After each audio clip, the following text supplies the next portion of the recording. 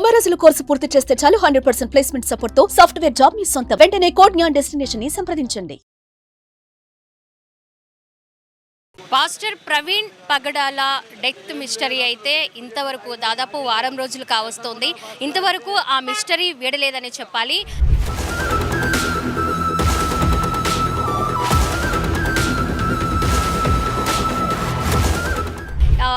24వ తేదీ హైదరాబాద్లో ఏ టైంకి ప్రవీణ్ పగడాల స్టార్ట్ అయ్యారు, విజయవాడ ఏ టైంకి చేరుకున్నారు అనే దాని మీద కూడా ప్రతి ఒక్క సీసీ కెమెరాని హైదరాబాద్ టు విజయవాడ వరకు పోలీసులు దాదాపు 200 కెమెరాలని పరిశీలించిన తర్వాత ఒక నిర్ధారణకైతే వచ్చారు.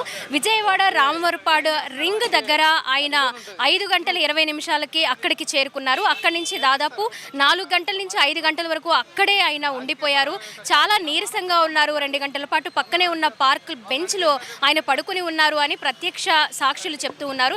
ఇక్కడ మనకి రామవరపాడు రింగ్ దగ్గర ఒక కార్నర్లో ఉన్న అమరావతి టీ స్టాల్ దగ్గర ఉన్నారు. ఇక్కడ ప్రత్యక్ష సాక్షి అయితే మనతో ఉన్నారు. ఆయన మాటల్లో మనం తెలుసుకుందాము. ఇక్కడ ఏ టైంకి పాస్టర్ ప్రవీణ్ పగడాల చేరుకున్నారు, అక్కడ ఆయన పరిస్థితి ఎలా ఉంది, ఆయన లైవ్లో చూశారు, కొన్ని సలహాలు కూడా ఇచ్చారట. ఇక్కడే ఉండండి, కొంత టైం మీరు రెస్ట్ తీసుకుంటే కాస్త ఫ్రీ అవుతారు అనే సలహాలు కూడా ఇచ్చారని ఆయన మాటల్లో మనం వింటున్నాం. ఒకసారి మాట్లాడే ప్రయత్నం చేద్దాం. ఏమండి చెప్పండి, అసలు ఏ టైంకి మీరు పాస్టర్ గారిని చూశారు, ఆయన పరిస్థితి ఎలా ఉంది? మీరు కొన్ని సలహాలు ఇచ్చారని కూడా వినిపిస్తుంది, ఆయన కొంతసేపు ఇక్కడ రెస్ట్ తీసుకోమని.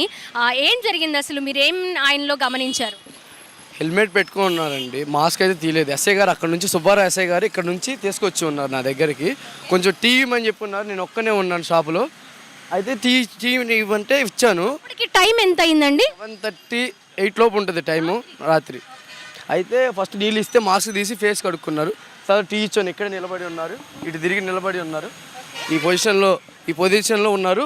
ఎస్ఐ గారు ఇక్కడ ఉన్నారు. నేను టీ ఇచ్చినాను, తాగి ఇక్కడ పెట్టున్నారు గ్లాసు. పెడితే సరే అని చెప్పేసి ఎస్ఐ గారు ఇలా తీసుకెళ్లారు. ఆ సీసీ కెమెరాలో మొత్తం రికార్డ్ అవుతుంది. మొత్తం తీసుకెళ్ళినప్పుడు అక్కడ తీసుకెళ్ళినాక నన్ను పిలిచారు మళ్ళీ ఎస్ఐ గారు. బాబు ఇట్రా అంటే ఏం సార్ అన్నాను. బుల్లెట్ బండికి డోమ్ పగిలింది. ఇక్కడ బుల్లెట్ బండికి రౌండ్ డోమ్ ఉంటుంది, డోమ్ పగిలింది. ఆ డోమ్కి పగిలింటే పెట్టాను సార్. పగిలి ఊడింది, మొత్తం పగిలింది, ఊడిపోయింది మొత్తం. అయితే దారం తీసుకురమ్మంటే నేను పొట్టాలు కట్టే దారం ఉంది తెల్లది, అది కట్టినాను. కట్టింది కూడా ఉంటుంది, బుల్లెట్ బండికి ఉంటుంది, మొత్తం సీసీ కెమెరా రికార్డ్ అయి ఉంటుంది. తర్వాత ఉండలేదు, దారం ఉండకపోతే ఇనుప సువ్వు ఉంది నా దగ్గర, అది తీసుకొద్దామని ఇలా వచ్చినాను. పాస్టర్ గారు అక్కడ కూర్చొని ఉన్నారు, హెల్మెట్ పెట్టుకొని ఉన్నారు, మాస్క్ తీసుకున్నారు. అయితే ఎస్ఐ గారు లోపల చూద్దామని చెప్పేసి అటు వెళ్ళారు. నేను ఇక్కడికి వచ్చినాను, బండి వేసుకుని వెళ్ళారండి.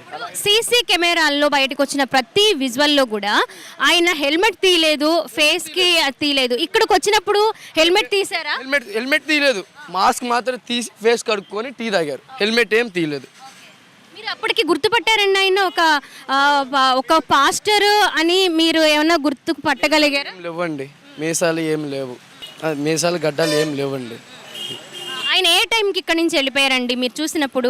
ఆయన పరిస్థితి ఎలా ఉంది? మా దగ్గరకు వచ్చినాక ఇక్కడ 35 మినిట్స్ ఉన్నారండి, 35 మినిట్స్ ఉన్నారు. అక్కడ కూర్చున్నారు. ఆయన బిగించినాక ఎస్ఐ గారు మాట్లాడారు, రెస్ట్ తీసుకోమని చెప్పారు. మాట్లాడే ప్రయత్నం చేశారు. ఆయన రాజమండ్రి వెళ్ళాలని చెప్పారు. చెప్పాము ఈ పొజిషన్లో వెళ్ళకూడదండి, ఎక్కడికి వెళ్తాను ఎస్ఐ గారు అడిగి ఉన్నారు. అదే విధంగా చెప్పారు. అది రెస్ట్ తీసుకోండి, నీరసంగా ఉన్నారు కదా అని చెప్పేసి చెప్పారు. లేదు వెళ్ళాలని చెప్పి స్టార్ట్ చేసుకుని వెళ్ళిపోయారండి. అది జరిగింది 7:30-8 గంటల ప్రాంతంలో. మా దగ్గరికి వచ్చినప్పుడు మాత్రం ఒక 30-35 మినిట్స్ ఉన్నారు. మిగతా టైంలో అక్కడ నుంచి తీసుకొచ్చారని చెప్పి ఎస్ఐ గారు అన్నారు.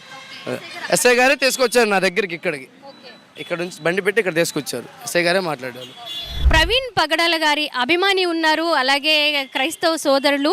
ఆయన కొన్ని అనుమానాలు వ్యక్తం చేస్తూ ఉన్నారు. నిజాన్ని బయటకు వస్తుందా కూడా ఎందుకు వెల్లడించలేకపోతున్నారు అని కూడా ఆయన విచారణ వ్యక్తం చేస్తున్నారు. ఒకసారి ఆయన ఏమనుకుంటున్నారో అడుగుదాం. సార్ చెప్పండి, మీరు ఏమనుకుంటున్నారు? ప్రవీణ్ పగడాల గారు ఇక్కడికి వచ్చారు, ఎస్ఐ గారు నేను మాట్లాడాను, తీశానని అంటున్నారు. మరి హెల్మెట్ పగిలిపోయి ఉంటే ఆయన ఇక్కడ పడిపోయాడంటే ప్రతి వారిని కూడా ఇలా ఎంక్వైరీ చేసి సార్ మీరు ఎవరైనా అడగరు కదా పోలీసులు. అది ఇక్కడ నుంచి ఎక్కడి నుంచి వచ్చారు ఏంటని తెలిసినప్పుడు ప్రతి సీసీ కెమెరా ఉంటుంది. ఇటు చూస్తేనేమో బెంచ్ సర్కిల్ సీసీ కెమెరా ఉంటుంది, ఇటు వస్తేనేమో మన బిఎస్ఎన్ ఆఫీస్ దగ్గర సీసీ కెమెరాలు ఉంటాయి. మరి ఎన్ని పరిశీలిస్తే ఆయన ఎలా వచ్చాడు ఏంటి అనేది తెలిసింది కదా. ఇక్కడ 7 గంటలప్పుడు చూస్తేనేమో ఈ రామవరపాడు సర్కిల్లో ఖాళీ ఉండదు టీ క్యాంటీన్. ఈ క్యాంటీన్ అతను చెప్పేదాన్ని బట్టి చూస్తుంటేనేమో 7 గంటలప్పుడు నేను ఖాళీగా ఉన్నానండి, ఒక్కనే ఉన్నాను అని చెప్పుకొస్తున్నారు. అది ఎంతవరకు నిజం అని? అంటే ఇక్కడ టీ స్టాల్ వాళ్ళు కూడా అబద్ధం చెప్తున్నారని మీ ఉద్దేశమా? మరి అది ఎలా నిర్ధారించగలం మనం? ఎంతవరకని ఇప్పుడు దాన్ని అలా కావాలని క్రియేట్ చేసుకొని మాట్లాడిచ్చారా, లేకపోతే యూట్యూబ్లో కూడా రన్ అవుతుంది ఆయన ఏదో కొంతమంది తాగున్నారని. ఇవన్నీ సాధారణ మనిషి కూడా తాగడం.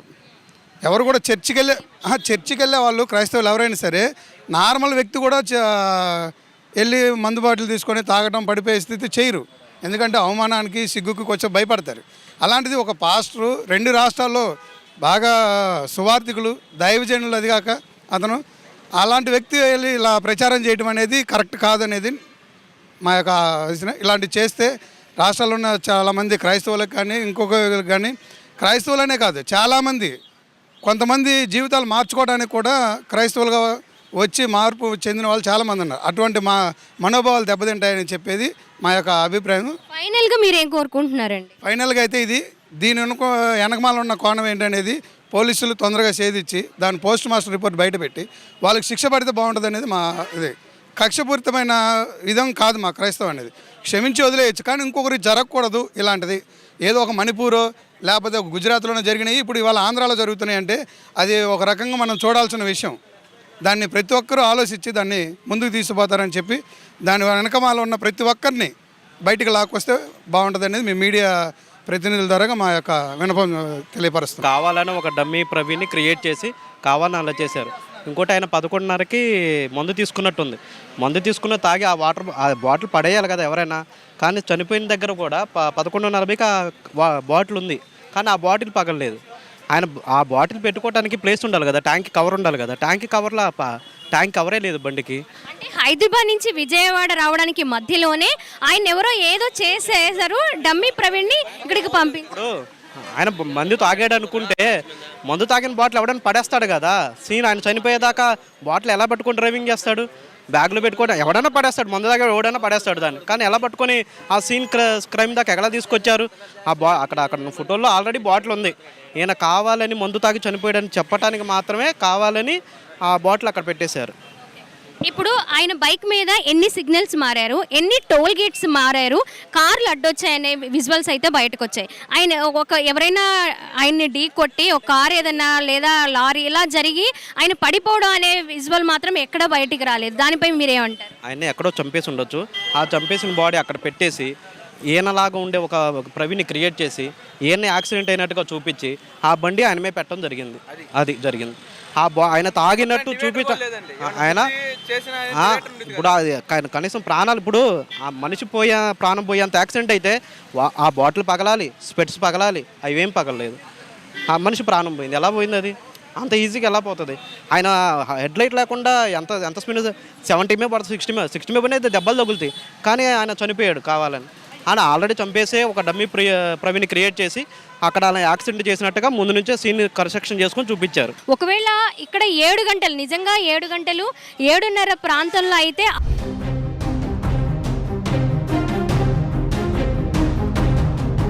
రామవరపడు ప్రాంతంలో చాలా ట్రాఫిక్ అనేది ఉంటుంది రెగ్యులర్గా.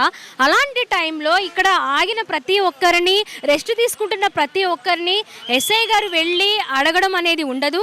అలాగే టీ స్టాల్ దగ్గరికి తీసుకురావడం, ప్రత్యేకమైన శ్రద్ధ చూపించడం అనేది ఉండదు. సో అలాంటప్పుడు ఆయన ఎందుకు ఇక్కడికి తీసుకొచ్చారు? ఒకవేళ డమ్మీ ప్రవీణ్ అంటే హైదరాబాద్ నుంచి విజయవాడ వస్తున్న మధ్యలోనే ఆయన ఎవరైనా ఏమైనా చేశారా?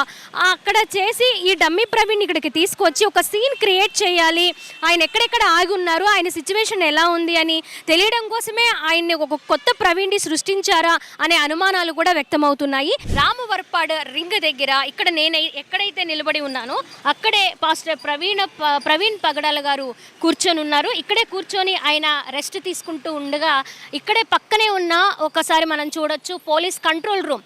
ఆయన దాదాపు 2 గంటల పాటు ఇక్కడే కూర్చొని ఉన్నారు. సో ఈ నేపథ్యంలో ఆయన ఎందుకు ఇంతసేపు కూర్చొని ఉన్నారు అనే దాని మీద కూడా ఆయన విధుల్లో ఉన్న ఎస్ఐ సుబ్బారావు గారు వచ్చి ఎందుకు ఇంత టైం కూర్చున్నారు, ఏం జరిగింది, ఎక్కడి నుంచి వస్తున్నారు అనే వివరాలు ఆయన అడిగి తెలుసుకుంటూ ఉన్నారు. ఈ నేపథ్యంలోనే ఆయన హైదరాబాద్ నుంచి విజయవాడ చేరుకున్నాను, ఇక్కడి నుంచి రాజమండ్రి వెళ్ళాలి అని చెప్పారు. అక్కడ విధుల్లో ఉన్న పోలీస్ ఏమనుకున్నారు అంటే ఆయన చాలా ఎండల్లో నుంచి వచ్చారు, మధ్యాహ్నం టైంలో బయలుదేరారు కాబట్టి కాస్త నీరసంగా ఉన్నారు, టీ ఆర్ కాఫీ తీసుకుంటే కాస్త రిలాక్స్ అవుతారనే ఉద్దేశంతో ఆయన్ని పక్కనే ఉన్న టీ స్టాల్ దగ్గరికి తీసుకువెళ్ళారట. టీ స్టాల్లో వర్క్ చేస్తూ ఉన్నటువంటి ఒక వ్యక్తితో మనం మాట్లాడడం జరిగింది. సో ఇక్కడ ఆయన బండి పెట్టుకొని ఇక్కడే ఆయన కూర్చొని ఉన్నారు. ఆ బండికి అప్పటికే ఆయన హైదరాబాద్ నుంచి విజయవాడ చేరుకుంటున్న మార్గం మధ్యలోనే ఆ లైట్ అనేది పగిలిపోయి ఊడిపోయిందట. అది దారంతో కట్టడానికి ప్రయత్నం చేశానని కూడా వాళ్ళు చెప్తూ ఉన్నారు. అయినా కూడా అది నిలబడలేదు. కొంచెం ఒక వైర్తో కట్టడానికి ప్రయత్నాలు జరిగాయి, అయినా కూడా అవి ఫలించలేదని చెప్పారు. సో అక్కడ టీ తాగి అక్కడ కప్ పెట్టేసి వెంటనే నేను రాజమండ్రి వెళ్ళాలి అని కూడా ఆయన వెళ్ళిపోయారని తెలిసింది. మరి దాదాపు 1 కాదు 2 కాదు 200 సీసీ కెమెరాల్లో ఆయన ఇక్కడ ఆగి ఎందుకు ఇంత టైం వెయిట్ చేశారు, ఆయన ఎందుకంత నీరసంగా ఉన్నారు, ఆయనకి ఏమయ్యింది అనే దాని మీద కూడా పోలీసులు విచారణ కొనసాగిస్తూ ఉన్నారు. ఈ నేపథ్యంలోనే ఆయన చనిపోయి వారం కావస్తోంది, అయినా కూడా పోస్ట్ మార్టం రిపోర్ట్ ఎందుకు బయటికి రాలేదు, అండ్ అలాగే ఆ చనిపోయిన ప్రాంతం వద్దకి డాగ్ స్క్వాడ్ని ఎందుకు తీసుకువెళ్ళలేదు, డాగ్ స్క్వాడ్ని తీసుకెళ్తే అసలు ఏం జరిగింది అనేది వెంటనే బయటకు వస్తుంది కదా అని కూడా క్రైస్తవ సోదరులందరూ కూడా రకరకాల రూపేణ నిరసనలు వ్యక్తం చేస్తూ ఆ మిస్టరీ ఛేదించాలి, పోలీసులు ఏం జరిగిందో బయట పెట్టాలి, నిజంగానే ప్రమాదవశాత్తు చనిపోయారా లేకపోతే ఆయన మీద కక్షతో కావాలని ఎవరైనా దాడి చేశారా, వెనక ఉన్నది ఎవరు అనేది బయట పెట్టాలని కూడా నిరసనలు కొనసాగిస్తూ ఉన్నారు. అంతేకాకుండా ఆయన ఒక మాట అయితే చెప్పారు, వీడియోస్లో చాలా చూపిస్తూ ఉన్నారు, మనిషిని మనిషిలానే చూడండి, మతాన్ని మనిషికి ఆపాదించొద్దు అని కూడా ఆయన కొన్ని మాటలు వినిపించాయి. సో ఈ నేపథ్యంలోనే ఆయన ఆ మాటలు మాట్లాడడం వల్లే ఆయన మీద కక్ష కట్టి దాడి చేశారని క్రైస్తవ లోకమంతా, క్రైస్తవ సోదరులు అంతా కూడా నినాదాలు వ్యక్తం చేస్తూ ఉన్నారు. ఒకవేళ ప్రవీణ్ పగడాల కాకుండా వేరే వ్యక్తిని డమ్మీ అతన్ని తీసుకొచ్చి ఇక్కడ కూర్చోపెట్టారు, అలాగే టీ తాగించారు అని కూడా కొంతమంది ప్రవీణ్ పగడాల అభిమానులు వాళ్ళ అనుమానాలను వ్యక్తం చేస్తున్నారు. కెమెరా పర్సన్ కృష్ణతో స్వాతి, సుమన్ టీవీ, విజయవాడ నుంచి.